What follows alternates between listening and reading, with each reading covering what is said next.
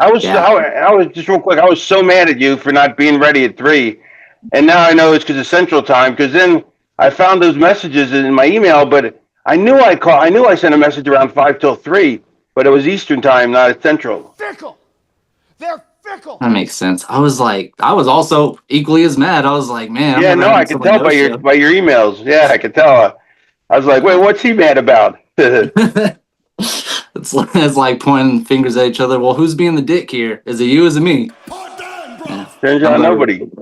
It's called a promo, Shut kid, your and mouth, if you want to John. be the big dog, you're going to have to learn how to do it, so go ahead. You ready? No! I said, are you ready? That was good. Glad you finally decided to pull that giant stick out of your butt and have some fun for once in your life. You're uneducated marks! You sit there on your phones tweeting out your opinions like they're worth a damn.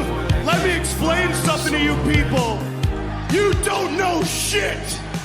And I'd like to think that maybe this company will be better after Vince McMahon's death. Today, I'm joined by a man who's held the hardcore title 39 times, not 27, who has held the NWA and ECW World title belts, a TNA Hall of Famer as well, and most relatively right now, the guy who has a film about him coming out entitled Nevermore, The Raven Effect, the anti-hero, the degenerate, iconic Raven. How you doing today?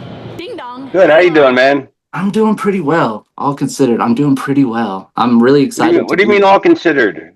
All considered, just So, it'll be Yeah, a little other stuff personal. going- Yeah, a little personal to get into. Other stuff going on. A little grief period I'm going through, but all things considered, this is I a hate great personal opportunity. baggage. It's the worst. Yeah, it can be. Now, I know the film has already had a couple screenings in Boston, Chicago. If I'm not mistaken, you have more screenings planned in Baltimore and Philly. Yeah, Philly, Baltimore, Atlanta. Oh, New Jersey this weekend. Not this weekend, next weekend. Well, it depends when this airs. In the Atlantic Highlands at Kevin Smith's Mod Castle Okay. Theater. Drink it in, man. Okay. And my follow-up question, you actually just already answered on the Major Wrestling Figure podcast thing you were doing, that panel. I wanted to know if it was going to come out, digitally or physically. You said mid to late November could be getting Yeah, out? November 18th. It'll come out like on Amazon and other stuff. Let's go. All right. I'm really looking forward to seeing that. Was there nobody out of Texas that wanted to screen it? I was hoping to get a screening closer to Texas, out where I'm at. We basically ran on the backs of shows I was already doing because otherwise my schedule would have been too busy. Like I can only handle 1 or 2 weekends a month now. It's like after 30 plus years. Let me see. When did I start in the business? 87. So 100 years. 100 years ago. Good God. No, 40 years. Almost 40 years. Yeah. 38 years. I know it's been over 30 because I've been watching you for at least 30. So there's Yeah. that. And so it's just like, I have early onset Parkinson's, so I got a tremor, and it's a pain in the ass walking through airports, and yeah, it's I just don't have the energy, and thank God I'm pretty financially okay, and so thank God for that, but knock wood. When did you But find yeah, out? you were but it's diagnosed? it's too much. It's just too much on the road for me to go more than once or twice a month. Like once a month is great. Twice a month is pushing it. 3 times is just way too much. Got you. When did you find out about the diagnosis, if you don't mind me asking, when you found out you had Parkinson's? Like 10 years ago. Got you. You found out. But then it went away for a couple of years and then it came back. And then and so now it's I get the tremor. I get tremors, and when I'm anxious, it gets worse. And yeah, it's annoying, but but it could be worse, So Yeah, I understand. Now, going back to the Texas thing, being out here in Texas, obviously growing up here in West Texas, Terry Funk's a huge fucking deal. He's the man around here. I wanted to ask, it's no secret, you have a history with the man, a long one. What was your personal relationship like with the man? Give me a hell yeah. We get along, or we got along, you know, when he was alive. Mhm. You know, yeah, no, we got along. We got along fine. We got along. I mean, I was out to his house to visit him once. Ding dong. Hello. Because I was at a show in Amarillo, and so he said to come by the ranch. So he picked me up at the airport and went to the ranch. Give me a hell yeah. Well, that's cool. Go to the Terry Funk's Yeah, it ranch. was really cool. That's cool. I don't guess you rode any of his horses. No. In the trailer for your film, Tommy Dreamer has a line where he says, I have a love-hate relationship with Raven. From your perspective, why has it got to be a love-hate relationship with Tommy Dreamer? Or is he just saying that? Mm, So, yes and no. We now we used to get along, but we'd butt heads. But we got along really, really well in the beginning. Then as I got more depraved and more annoying, we butt heads quite a bit, and but now we're good buddies again. Okay. drink it in, man. I mean, you guys have really known each other since childhood, correct? Like, that's not just... No, Amen. no, we didn't. We met in ECW. That's hilarious. You got me. You had me fooled for 3 decades. You just made the list. Well, that's the whole thing. That was my whole idea when I started the storyline. I was like, we need to get it, because I only thought I was staying for a few months, and so I said we need to get it off to a jump start. Let's make up a backstory, you know, that sounds legit, and we'll have something so that we already have heat when the program starts. You know. Acknowledge me. It worked. It worked. And again, I started watching you childhood, so I'm allowed to believe in kayfabe at that time. Well, how old are you now? I am 31 now, as of today. So you were in 87. You were, I mean, 97. You were. I really started watching and tape trading from 4 or 5 years old. That was legitimately when I got to start doing this. So, Really? yes, sir. It was really awesome. Some of my first introductions. You know, my great uncle was in the business. I'm the great nephew of Wild Bill Irwin and Scott Irwin. Rest in peace. Oh, really? Yeah. So I always kind of like throughout the family grapevine, we always had a, mark for Wild Bill Irwin. I'm I sorry. used to love. He did the best. He did the best face plant. Like, you know how Flair takes a step and falls on Oh, his yeah. face. Yeah, Well, he's you know, so- Flair's looks comical, but Wild Bill Irwin's would look so legit, because what he would do is, I don't know if you noticed this, but he would take a step, and it was like his right leg was shorter than his left. It wasn't, but I'm saying, but it was like, so he went to hit the ground and walked through, but he just walked, but the boot didn't hit the ground, and he ended up falling face first. You know, like, phew. It's Yeah, hard to I still- explain, but I still But have a do you- lot of his old WCCW tapes over here in the archives. Keep a lot of the VHS tapes still. So Scott Irwin was his brother, right? yes, sir. Yes. And Yeah, I don't what is- know him that well. This is like through family grapevine, but really good guy. Thank you. Well, I mean, have you interviewed him at all, or? No. So when I started doing this, I didn't start actually getting into this seriously until about 2023. I reached out around that time and didn't hear anything back at all. So it's been kind of a process. I haven't really tried in the last year, but it is something really cool I'm trying to get done. Give me a hell yeah. Yeah, I mean, you definitely should. He's your great uncle, I guess, or whatever. Yeah. And So it was how's he just related to you? How's he related to you? Who's like your mother's brothers, cousins? Yeah, no. So he would have been my grandfather's cousin. It's like grandfather's cousin relation. Oh, okay. Drink it in, man. All right, back to Raven. Now that we put Wild Bill over, and let's get back to Raven. Growing up in the 90s, early 2000s, I can remember a lot of iconic storylines you did where you really pushed the boundaries creatively. Some of the aforementioned names I said, like Dreamer and Funk, are great ones. The ones with Sandman stick out to me the most. Yeah, Now, I thought that was the best program. Like, I think that's the best program ever. Like, of all the programs I've ever seen, storyline wise, I don't think there's anything that can hold a candle to me and Sandman's. yeah, there's a lot of different variables to that Sandman storyline, and I'll get into one of them later. But is there the question that follows that? Was there any point you felt proud in a perspective where you were like, nobody else can touch what I'm doing creatively right now? Yeah, oh Was yeah, there? at the time, yeah, absolutely. Gotcha. And as I just said, I still feel that way. Really, I mean, I still feel that Dreamer and my Dreamer storyline and my Sandman storylines are two of the best storylines in history. You know, I'll put them against any storylines ever, and I even put the Sand as much as me and Dreamer are more famous for feuding because of the length of it. I think me and Sandman's was more creatively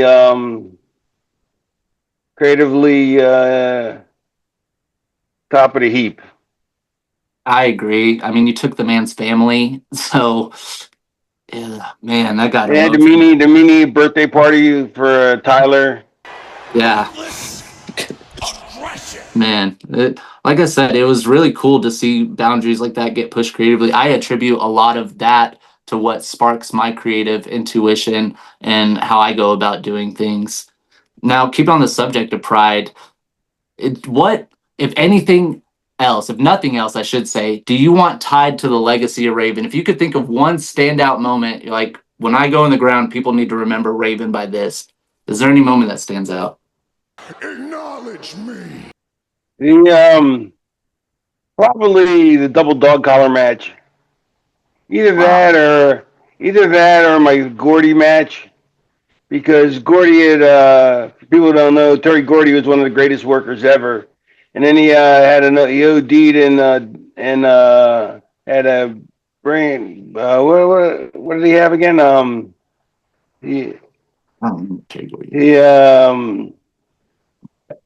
and his brain wasn't right anymore. Oh, you didn't know? You're looking it up. I was seeing how he died. It was because of blood clot, heart attack. Yeah, but what did he have? He had a OD'd and he went into a coma, I guess. Yeah, I think that was it. I think he went into a coma. Look up his brain damage. Yeah, suffered permanent brain damage in '93 after a drug overdose on a flight to Japan. Put him in a coma. Yeah, Factual. yeah, and it wasn't the same Terry Gordy, and then I had a match with him, and you know, between me and Stevie guiding him around from spot to spot, and the way I set up the match, so that everything linked in, you know, perfectly, so that he would know to go from one thing to the next.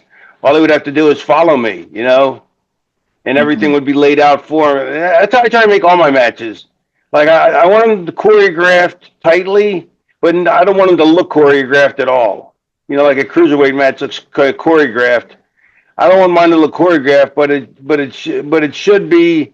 You should be able to follow my matches if you're in the ring with me without hardly knowing if you've forgotten half the stuff. You know what I mean? Yeah, no, that makes perfect sense. And so the Gordy match was one of my because Gordy got like the biggest pop in the company history, and when he came out, and then to have everybody, you know, from Meltzer to everybody go, the old Gordy's back, and then of course the next match he had it was the OD'd version of the brain damaged version of Terry Gordy, and but nobody gave me credit, you know, like nobody was like, oh, that was Raven that did that. You know, they just took it as a fluke, you know. But that and probably my first Goldberg match, because his first good match Goldberg had that wasn't a squash that was good. Acknowledge me. Oh man, there's so One of much. his only 4 good matches in his career. Yeah. Well, I It's don't like know. No, there's maybe so he's had much some good matches.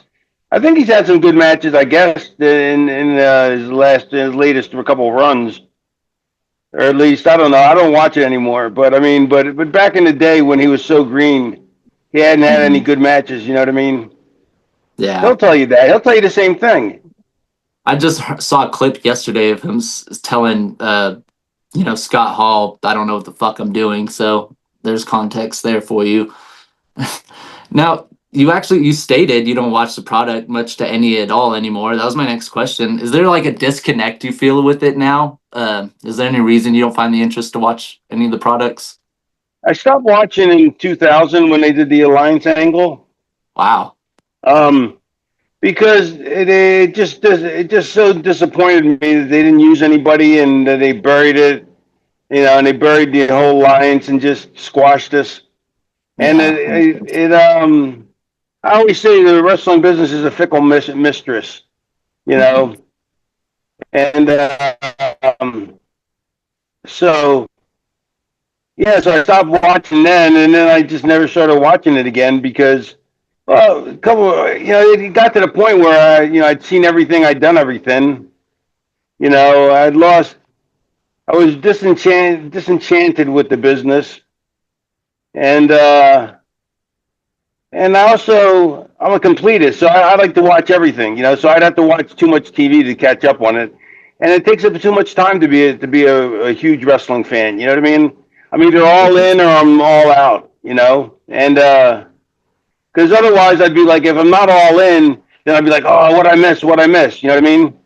And so I'd rather be all out because there's so much other stuff to watch on TV, so many other books to read, Yeah. There's so much other stuff, and and also I think if I do watch it, I get a touch of melancholy because I never got to be the top guy in the top company. And so I look at it, as much as I look on it fondly, it also makes me wistful, for what could have been. Yeah, that makes sense.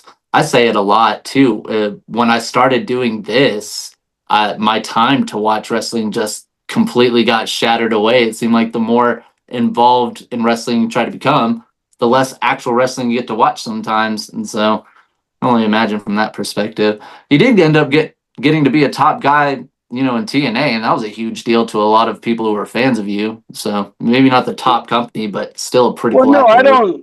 I look back on my career fondly, you know what I mean? Yeah. But Yeah. So but when I watch wrestling, I start to think, oh, I've only, like it brings back memories of not being used, correctly.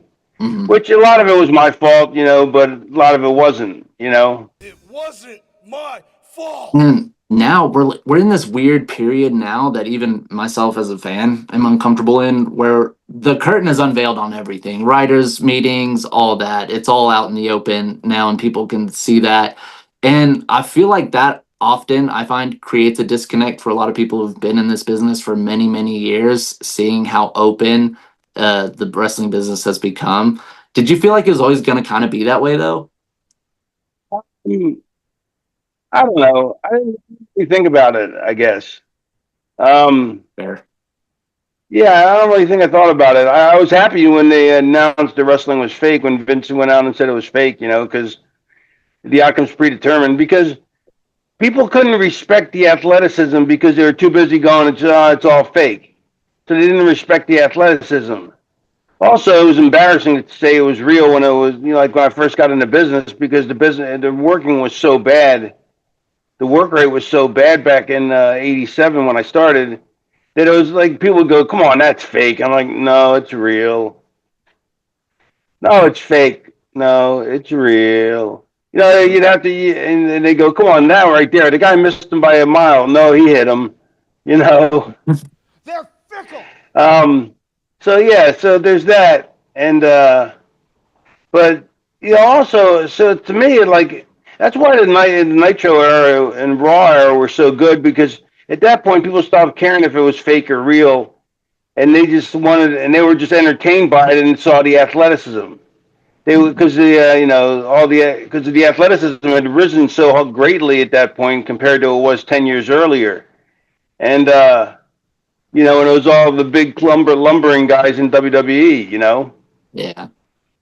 And so people started respecting the work rate, and the athleticism that went into it, and it became a point of where people stopped asking me if it was fake in around that time. Like, people who you think would have, who 5, 10 years ago would have, didn't ask that question anymore. They just said, "Man, you guys are athletes." Absolutely. And I think what I like to attribute back in the 90s to helping that aspect and that narrative get pushed better was the culture change that ECW brought. What you, Sabu, Taz, a lot of the guys had brought culturally, the difference there really made wrestling more respectable. Like, okay, this might be scripted, but that chair shot looked like it fucking hurt. So, It really, did fucking thank you for hurt. that. Yeah, thank you for that. Yeah. Well, here's the thing too: is also what the business was missing, and what it's always missed was it always sits in a bubble. Like, I don't know about now because I don't follow it, but back in the day, wrestling was always in a bubble, and they didn't, like, the wrestlers had mullets 10 years after they had gone out of style in the real world. You know what I mean? Mhm. And stuff like that. They weren't hip to what's cool in the culture, but ECW had current music. They had the hot music that was of the time. Yeah. They It was more than just a bunch of hardcore matches and high flying matches. It was a revolution in music and culture and wrestling being trendy, you know, and wrestling started getting trendy. People started wearing, like, yeah, simple thing is, but when Billy Gunn and started wearing the South Park shirts, you know, that really got him over, which is so, weird, but for such a little thing to mean so much. But it first helped him get over because the show was so hot. You know what I mean? And like, wrestlers usually never tap into the culture. They just do what they do and they stay in their bubble and they don't, mess with the culture.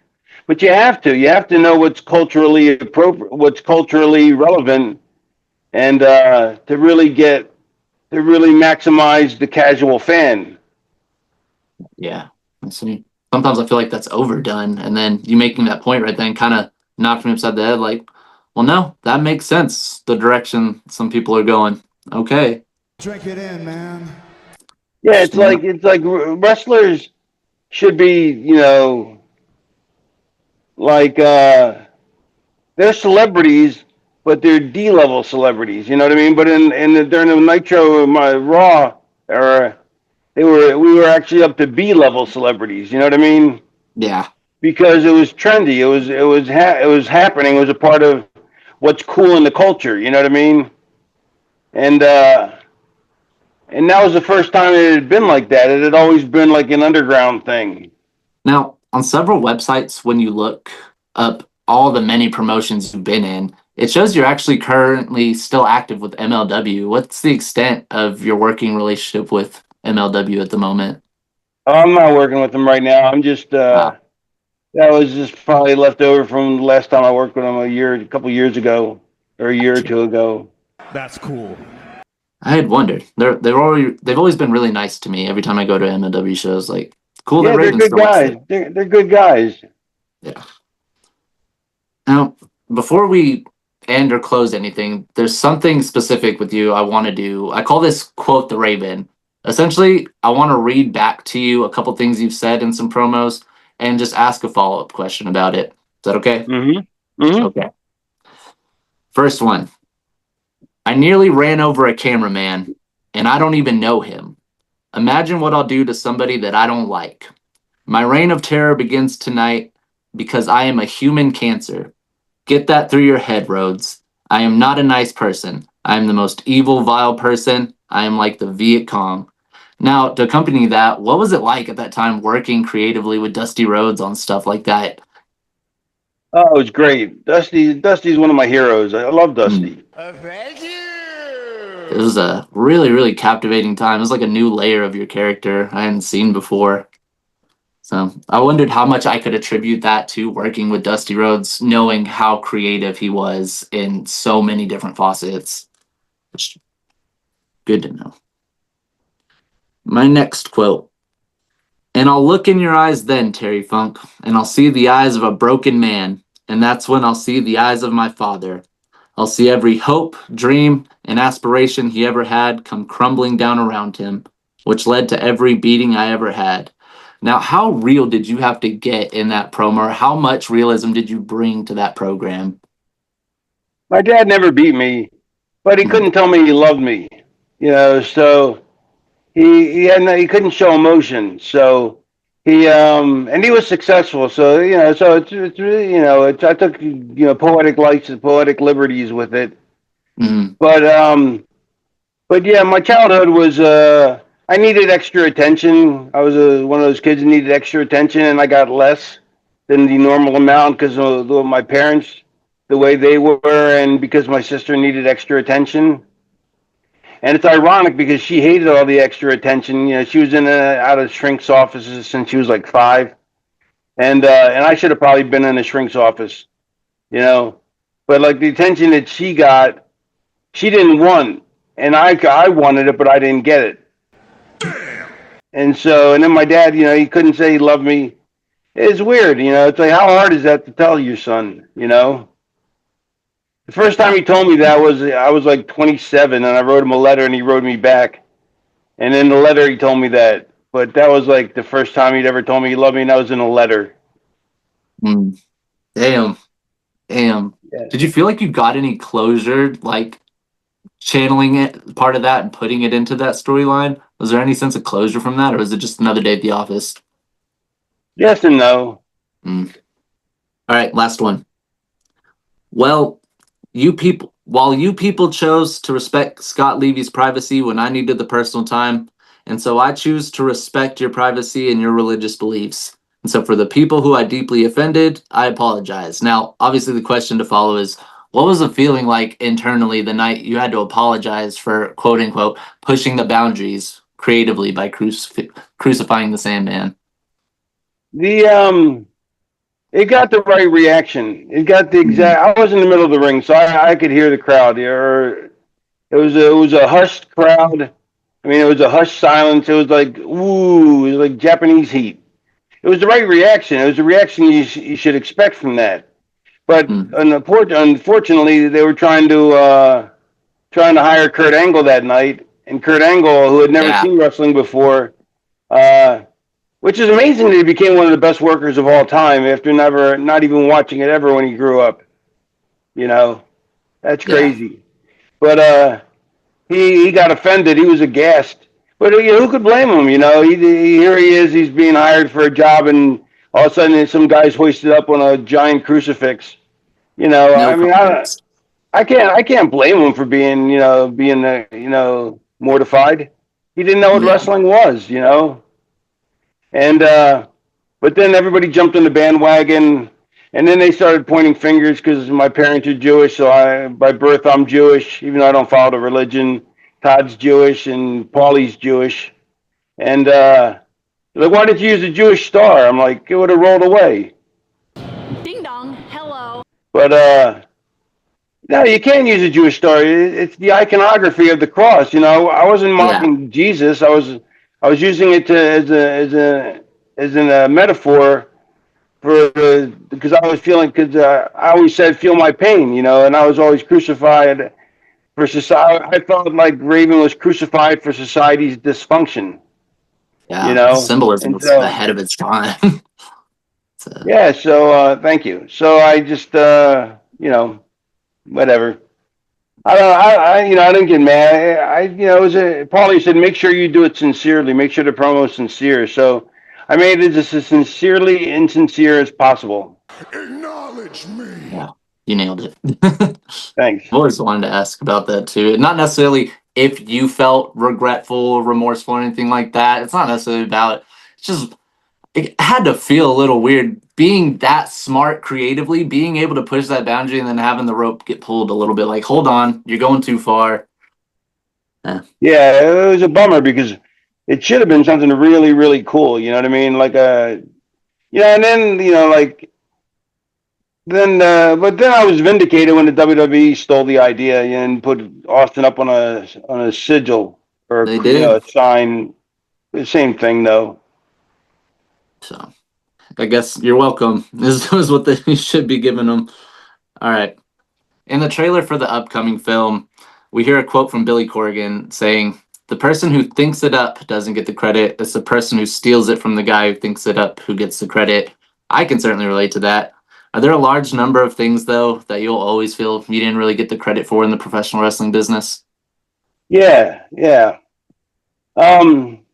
My work rate.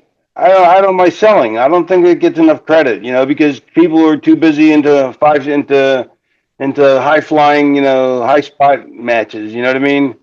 Mhm. And people forgot about the selling, and that was my strength because I'm not the most athletic guy out there, but my selling's as good as anybody's, Mm-hmm. But the sheets were, because before the internet, it was just the sheets, and they were so influential on the smart audience that showed up everywhere that they got their opinion swayed the marketplace.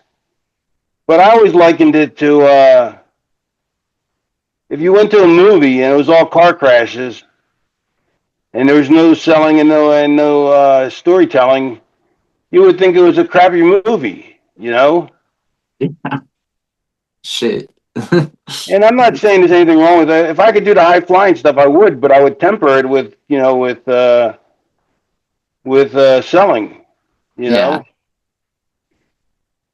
Justin Credible actually told me the same thing in a different light. If he could get credit for one thing he didn't feel like he got credit for, it was his ability to sell. I feel like a lot of people have that aspect or that mindset. So No, I totally give Justin his credit for his selling.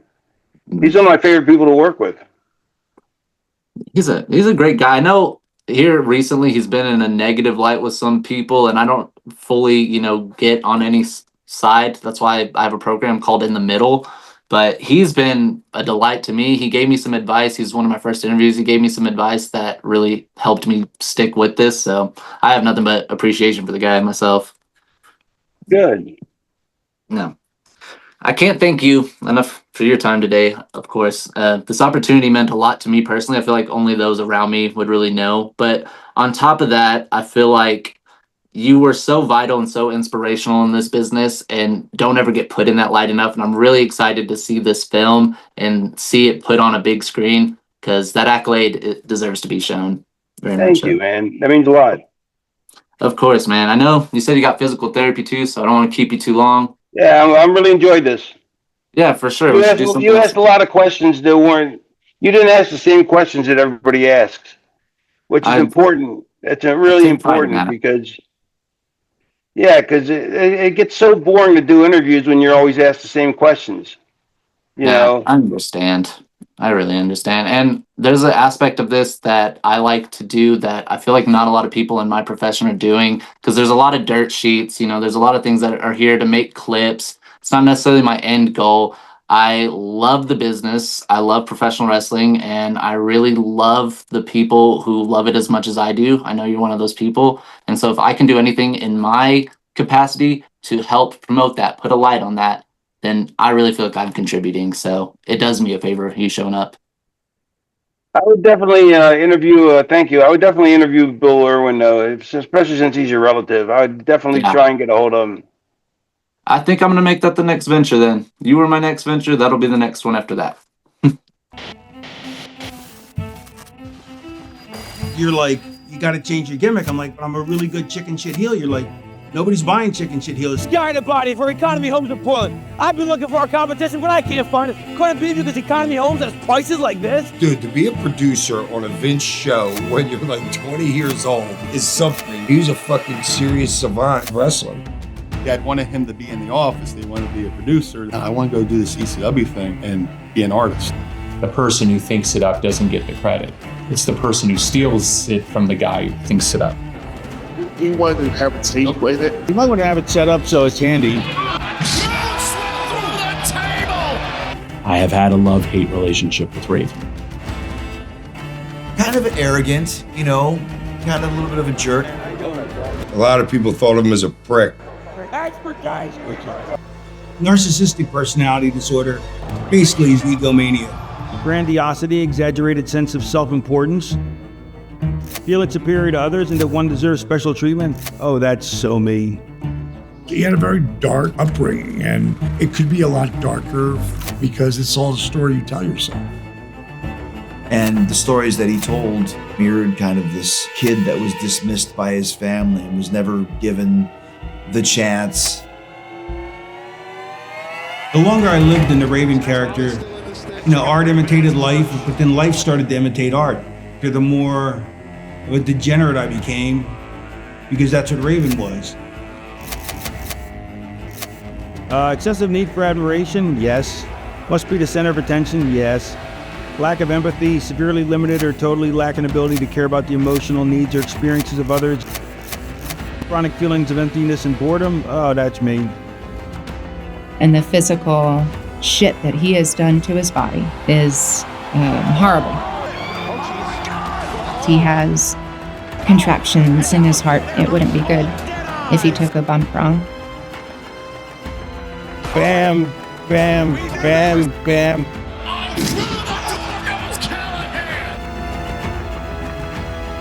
I don't want to be just living to life just to be alive,